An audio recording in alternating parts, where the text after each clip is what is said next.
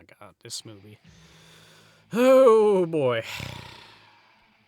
It's 1985. A Mormon band is on tour blasting innocent American cities with their Mormish music and mischief. Wait, what? They're not Mormons? Oh, what do you mean? They have long hair, mustaches. Look, they're in their underwear. They're surrounded by women who they molest behind closed doors. These are definitely Mormons. Real soon I'm gonna be a Mormon and you'll all be my wives. I rest my case. Rock and roll band. Okay, maybe they're not Mormons. But hard rock? Hardly. It sounds more like pop music got hold of a pocket knife.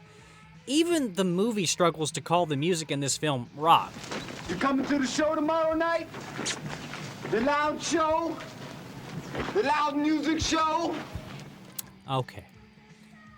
The band is never named in this film, so we're just going to call this group what the movie calls itself, Hard Rock Zombies. I still think they're Mormons. Anyway, the Hard Rock Zombies' next gig is at a place called Grand Guignol, and it is a place. It's like a tornado hit a haunted house, honestly, killing all the interesting beasts that were inside and leaving us with a family of the reject monsters that were hiding in the basement or something. I don't know. These misfits mope around the ruins, hoping to find dark purpose in a world full of sun, palm trees, and interloping rock and roll bands that are rolling into town. In this family of monsters, there's two midgets that like to watch their beautiful sister murder people. The people who are nice enough to give her a ride, by the way, and horny enough to follow her into the lakes, where she holds them under the water until they just gush Kool-Aid for some reason. There's another guy who takes photos of these murders. I don't know who he is. He's never explained. I almost forgot he was in the movie. Maybe he's a guy from Kodak or something, reminding us that pictures save the details our greedy minds drop on the way to remembering other stuff. Or he's just a fucking weird perv. I don't know. It's up to you. Have fun. There's also a bald groundskeeper, a low-rent Michael Berryman, who is so talented that he manages to be able to kill people with a weed whacker. And then there's Grandma. By the way, she's a werewolf. No, it's never explained. Nothing is. What are you expecting? Stop expecting things in this film. Then there's Grandpa, Deutsches Arschloch, who loves having vigorous sex with Grandma. And you get to watch. In probably the most awkward scene in this film, a true feat given what else I'm going to tell you about. The two midgets that I mentioned before, well, they beg Grandma and Grandpa to let them watch them bang. What the fuck? I'm not even playing, dude. It's really hard to watch this film. Anyway, while this is happening, the movie mercifully, I can't even talk, I'm so disgusted, mercifully flops back over to the band, who is prepping for their show. These moments are like the least offensive part of the movie because it's just them being filmed doing random stupid things. Like they're entertaining a random crowd of Latinos who don't know that there's a movie going on, I think. The band's getting locked up in jail by the four whitest people in town, and they're chasing an underage teenager and creepily singing at her. Then they're getting yelled at by her dad, whose lines break the movie's tone so hard the film forgets what it's doing and just falls apart. How you doing? Get the fuck out of town, you little pecker. Well, we can't do that, sir. We got a real big concert tomorrow. You got shit tomorrow, Sonny. Holy crap, dude, calm down. I mean, maybe he's justified. I don't know. Maybe he saw something with those midgets in it. I don't blame him. Anyway, the band discovers some song to revive the dead. After their show at the Grand Guignol is zapped by attempted electrocution. Oh, if only it was real. The band is further murdered by the Haunted House clan in a jaunty montage that must be the precise moment that the movie's editor quit and left the director-writer on his own to pilot this turkey back on home now. With the main characters dead, you're absolutely relieved, because this means you're done watching Hard Rock Zombies. But then as you go to minimize the movie player and get back on with your life, you see the playtime. Filmmaker's only halfway into the film. Keeps playing. What the fuck you're saying? And the movie shushes you. Shh. And it begins turning up the volume on that song. That song that revives the dead. Oh, fuck no, you were not! You were not doing that! And you realize the song revives dead characters.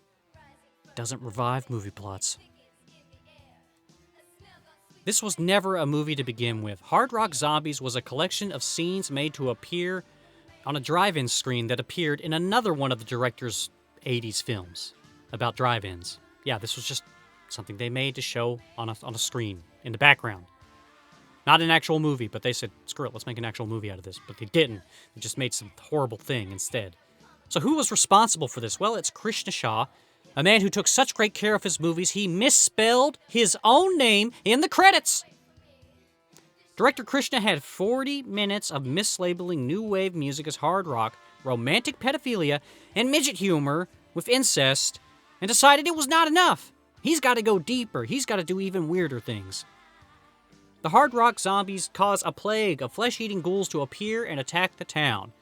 One of the midgets eats itself alive in little parts over the rest of the film. It's bizarre.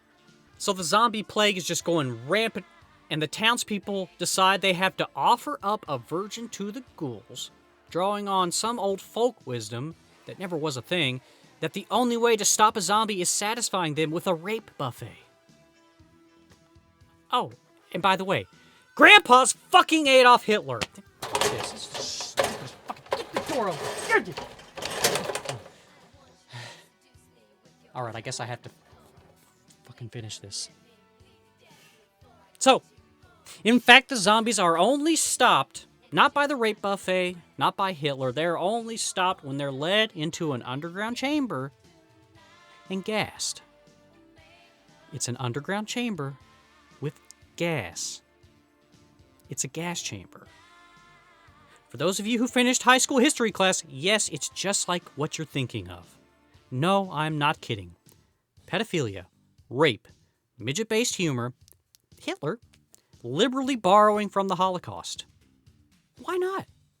This is the most rock and roll thing ever made. Slap on some anti-rock mania in the movie, and you've got a film. Right? What the fuck was wrong with Cannon Films? What were they trying to do to audiences? What the fuck was wrong with America in the 1980s? I give Hard Rock Zombies one werewolf grandma from a simpler time, when this movie was just about sexing up grandmas instead of a cinematic warrant to lock up the film creator. Out of 5. You know, I shouldn't be surprised. The most difficult decision an American faced in 1985 was whether to drink Coke or drink Pepsi. And you know who they turned to figure that one out? That head scratcher? Yeah. And they were worried about rock and roll? I totally broke my closet door.